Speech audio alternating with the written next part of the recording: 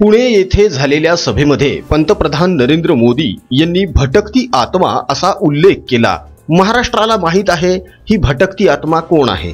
मात्र यानंतर शरद पवार, सुप्रिया सुळे, उद्धव ठाकरे यांचा प्रचंड जळफळाट झाला आणि आपल्या पत्रकार परिषदांमधून, सभांमधून शरद पवार, उद्धव ठाकरे आणि सुप्रिया सुळे, नरेंद्र मोदी, भारतीय जनता पक्ष, देवेंद्र फडणवीस, एकनाथ शिंदे, अजित पवार यांच्यावर नको त्या भाषेमध्ये टीका करायला लागली। पण यांच्या सभा कशा बोगस आहेत, यांच्या सभांना अजिबातच प्रतिसाद मिळत नाहीये, गर्दी जमत नाहीये, हे आजच्या व्हिडिओमध्ये आम्ही तुम्हाला दाखवणार आहोत। मित्रांनो, शिरूर लोकसभा मतदारसंघामध्ये अमोल कोल्हे सध्या प्रचार करत सुटले आहेत। त्यांच्या प्रचारार्थ शिरूरमध्ये शरद पवार साहेबांनी एक सभा घेतली। त्या सभेची काही क्षणचित्रे आम्ही तुम्हाला आता दाखवतो। तुम्हीच बघा, पवार साहेबांच्या भाषणाला किती अलोट गर्दी झालेली आहे। प्रचंड गर्दी आणि प्रचंड टाळ्या आणि शिट्ट्यांच्या गजरामध्ये शरद पवार साहेब यांची प्रचार सभा सुरू आहे आणि त्यांचं भाषण सुद्धा सुरू आहे।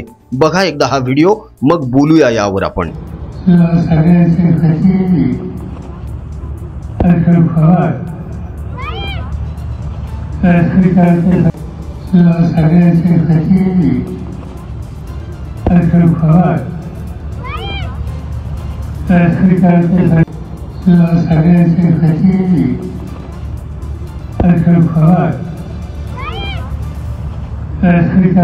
अहो काय झालं मित्रांनो, हसू आवरत नाहीये का?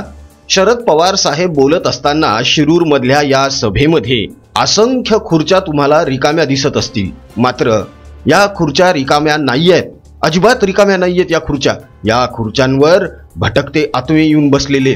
तमाम भटक्या आत्म्यांवर शरद पवार यांचा कंट्रोल आहे, त्यामुळे भटकणाऱ्या असंख्य आत्मा गोळा करून त्यांनी या खुर्च्यांवर बसवलेल्या आहेत। आता त्या भटकत्या आत्मा असल्यामुळे तुम्हाला ते दिसत नाहीयेत। विनोदाचा भाग थोडासा बाजूला ठेवूया मित्रांनो, पण खरोखरच शरद पवार यांची अशी परिस्थिती झालेली आहे। यांच्या सभांना गर्दी होत नाहीये, यांची भाषणं आता कोणी मनावर घेत नाहीये। वयाच्या 84व्या वर्षी इतकं प्रदीर्घ राजकारण करून शरद पवारांच्या वाट्याला काय आलं तर सभेमध्ये रिकाम्या खुर्च्या, आणि हे होणारच होतं। लेकीच्या आंधळ्या प्रेमापायी शरद पवार यांच्यावर ही वेळ आलेली आहे। यांची ही अतिविराट सभा बघून तुम्हाला वाटतंय का शिरूर लोकसभा मतदारसंघामधून पुन्हा एकदा कोल्हे साहेब निवडून येतील म्हणून? 5 वर्ष जो माणूस आपल्या मतदारसंघामध्ये फिरकला सुद्धा नाही, तो कायम आपल्या मालिका आणि सिनेमाच्या शूटिंगमध्ये व्यस्त असायचा, जो कधी मतदारसंघातील नागरिकांचे फोन सुद्धा उचलत नव्हता, त्याला कितपत मतदान होईल हो? तुम्हाला काय वाटतं? कमेंटमध्ये नक्की कळवा। शरद पवार यांच्या मागची समर्थकांची गर्दी आता ओसरत चाललेली आहे। गेल्या वेळी पावसामध्ये भिजलेले काका यावेळी उन्हामध्ये चांगलेच भाजून निघत आहेत। यावर आम्ही लवकरच भिजलेले काका ते भाजलेले काका असा व्हिडिओ सादर करणार आहोत। मित्रांनो, शरद पवार यांच्यावर ही वेळ का आली त्याचं कारण स्पष्ट आहे। शरद पवार यांची सतत भूमिका बदलण्याची सवय, विश्वासघात करण्याची त्यांची वृत्ती आणि आपल्यापेक्षा कोणीही मोठा होऊ नये हा मत्सर, द्वेष आणि कुत्सितपणा। आपल्या एका पत्रकार परिषदेमध्ये शरद पवार यांनी घरातल्या सुनेला सुद्धा बाहेरची म्हणत हिणवलं आणि त्यावर त्यांच्याच अगदी बाजूला बसलेले खासदार म्हणवणारे डॉक्टर अमोल कोल्हे, जे मालिकांमधून, सिनेमामधून छत्रपती शिवाजी महाराज आणि संभाजी महाराज यांच्या भूमिका निभावतात, ते अमोल कोल्हे एका महिलेवर अशी टीका झालेली असताना फिदी दात विचकून हसत होते। विश्वास बसत नाहीये का? हा व्हिडिओ एकदा नीट बघा।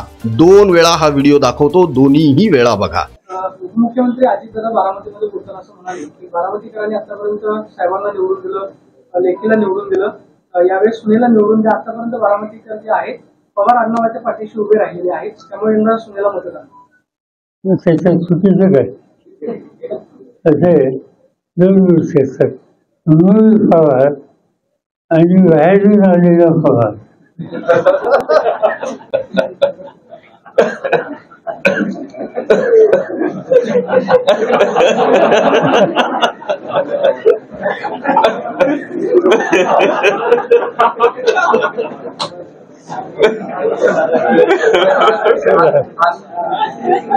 त्याच्यात चुकीचं काय? असे दोन गोष्टी असतात, अमोल पवार आणि बाहेरून आलेला पवार.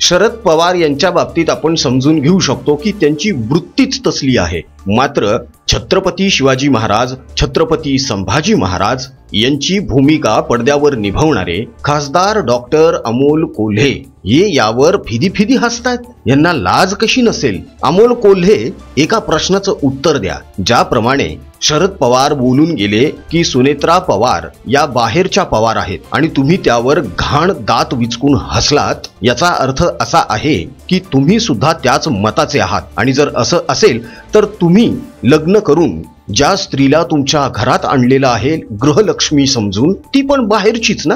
हो, तुमच्या मते ती बाहेरचीच असणार. ज्या पद्धतीनं तुम्ही हसलात त्यानुसार तुम्ही तुमच्या बायकोला सुद्धा बाहेरचीच म्हणत असाल हो.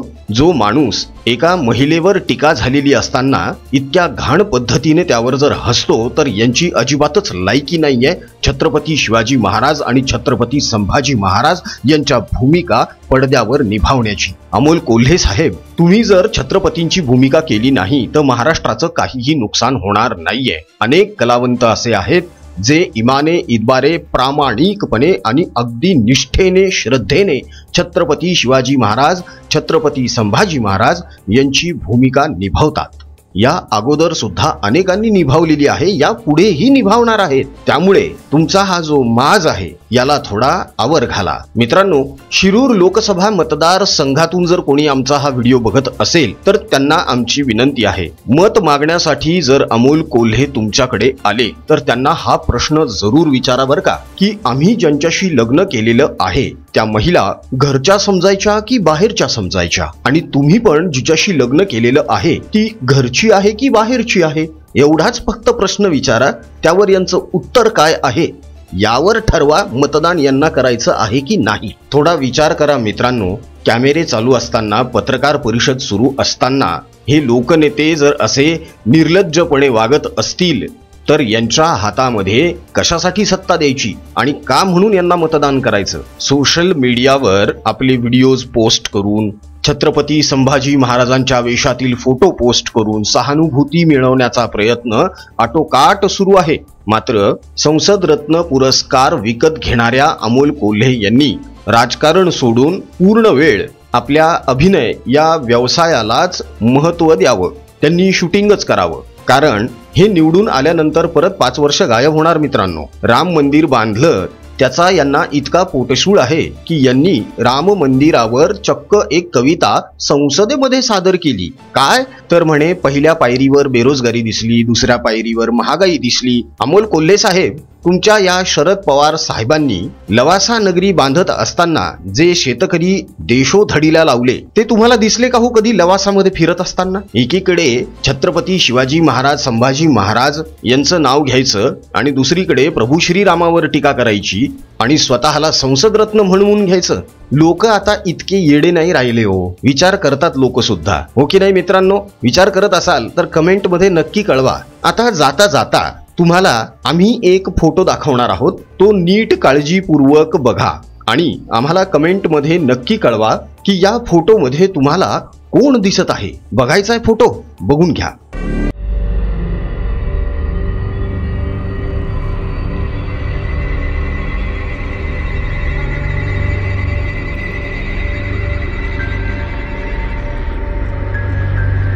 या फोटोमध्ये कोण होतं हे आम्हाला कमेंटमध्ये कळवलंयत ना? वा, क्या बात है. मित्रांनो, आजचा व्हिडिओ तुम्हाला कसा वाटला हे आम्हाला कमेंटमध्ये कळवायला अजिबात विसरू नका.